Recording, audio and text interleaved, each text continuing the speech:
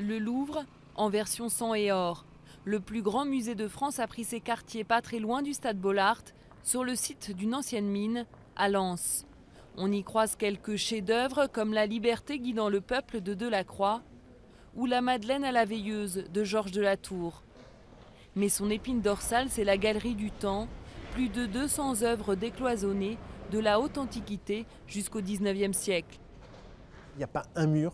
L'idée, c'est vraiment que les œuvres parlent entre elles et que l'on insiste sur ce qui les rapproche, sur ce qui les réunit et finalement qu'on jette un autre regard sur les collections du Louvre.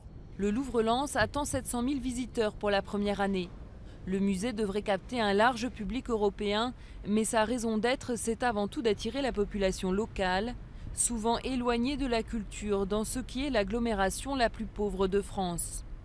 Peut-être qu'on n'attendait pas le Louvre là, quelques-uns ne l'attendaient pas du tout en dehors de ces murs, comme s'il devait rester simplement dans l'enveloppe du palais parisien. Et donc c'est toutes ces réticences ou résistances qu'il a fallu vaincre.